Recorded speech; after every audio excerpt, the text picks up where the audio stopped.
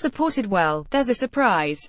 The National Audit Office's report into the WannaCry ransomware and its effect on the NHS came out in late October. It points the blame at, wait for it, the NHS. Despite warnings, trusts had not prepared themselves with the basic patches necessary to avoid what ended up being an unsophisticated attack.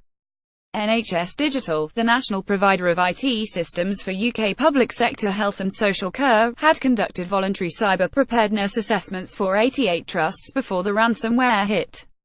They all failed. Trusts had not identified cybersecurity as being a risk to patient outcomes, and had tended to overestimate their readiness to manage a cyber attack, the report said.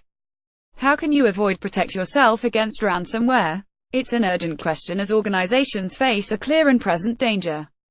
The Metropolitan Police has joined the NHS and the UK Local Government Association in fingering ransomware as the biggest cyber threat facing the public sector in 2018. The threat is so great that the Met now has 300 offices looking at the issue, the Register reported. Ransomware is now attacking desktop and mobile operating systems in two ways. It will either encrypt the data on a device and demand a ransom to descramble it, or it will lock up systems altogether, rendering the entire device inoperable, along with its data and applications. In both cases, the effect on enterprises or government bodies can be huge. Ransomware can bring organizations to a grinding halt. Protection begins at the endpoint, with proper patching. Still one of the most overlooked tasks as evidenced by the Now report, it's also one of the most basic aspects of cybersecurity hygiene. We know that in many cases, poor patching isn't the result of laziness, but is more to do with change management and testing policy. Organizations may be nervous about updating software without thoroughly testing it across their infrastructure, forcing them to wait until they are able to test it themselves, or until they are confident that there are no reports of adverse effects from elsewhere. In the interim, they can take advantage of micropatching systems now offered by some vendors, which protect software applications without making changes to the binaries. It's not a permanent solution, but it can at least provide a stopgap until something more permanent can be done. Most endpoint protection systems now feature ransomware protection, and Microsoft is also building its own anti-ransomware measures. Windows 10's Fall Creators Update includes a feature called Controlled Folder Access, which blocks off access to specific folders from any applications other than those on an authorized list. It's a form of whitelisting for folder access, and will go a long way towards helping protect your files. Researchers successfully tested the feature against the Locky ransomware.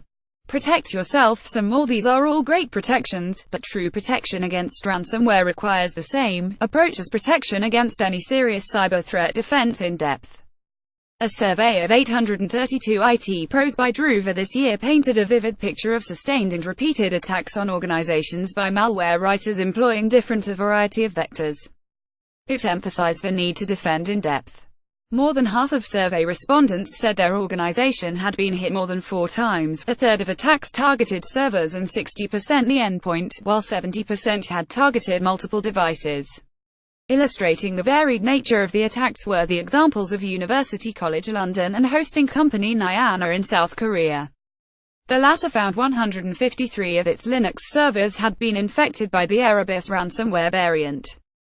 UCL suffered a sustained and damaging ransomware attack in 2017 after a user on its network was thought to have released the code contained in a phishing attack. Multi-layered protection will secure your data in these kinds of scenarios, so that if endpoint or server anti-ransomware protection fails, you can still recover your data. Regularly scheduled backups are crucial. The temptation is to assume that services replicating endpoint data to the cloud will automatically protect your data. Nope. If ransomware encrypts data on your hard drive, then the encryption will also be replicated to your cloud-based data store. Kaboom! There goes your cloud data. It's true that some cloud-based services like Dropbox offer versioning, but all it takes is ransomware designed to repeatedly encrypt files and the version files will blow up, too. Here's one company that lost thousands of files when ransomware scrambled files were replicated to its cloud-based data store. Luckily, its cloud-based service provider had the good sense to back up its clients' data, but things could have been far worse. Simply backing up your data to your own network can be dangerous, as some ransomware strains are programmed to seek and scramble files on network drives. You could back up manually to removable media, but this becomes less attractive as the data volume and frequency grows.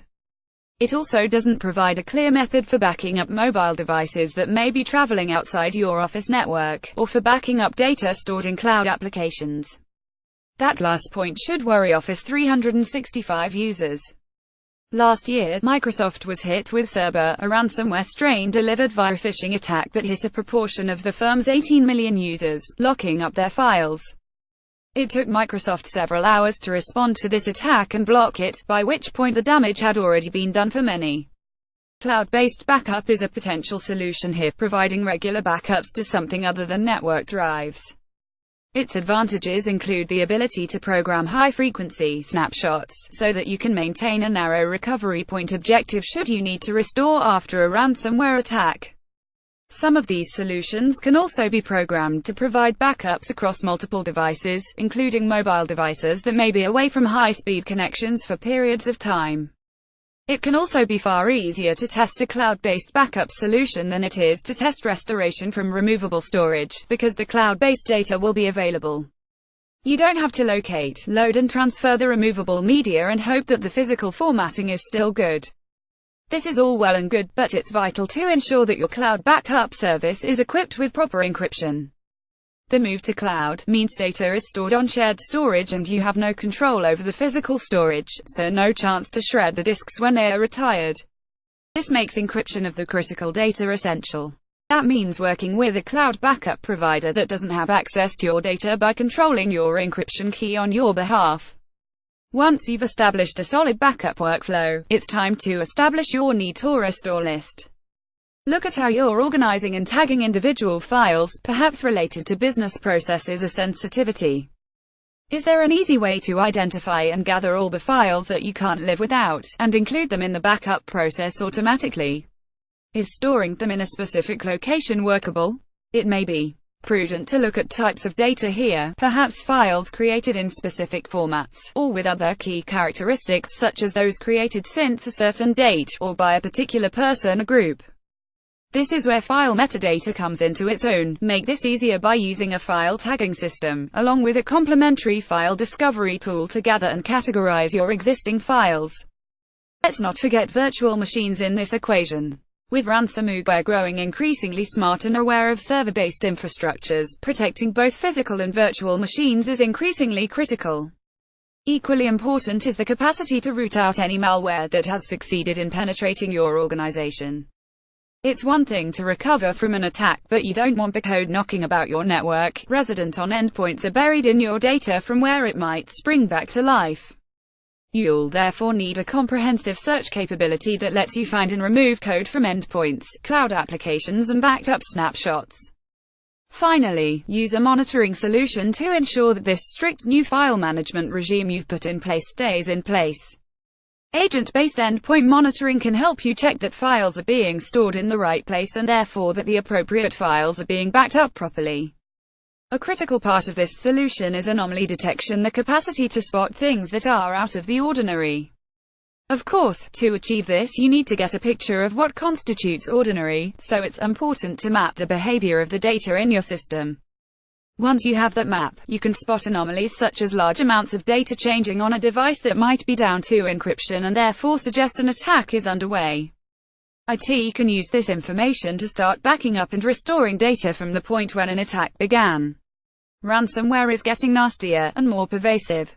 So you have to get smarter and more resilient. Don't be like the 88 NHS trusts who were convinced that ransomware wasn't a threat. The most destructive problems are the ones hiding in plain sight.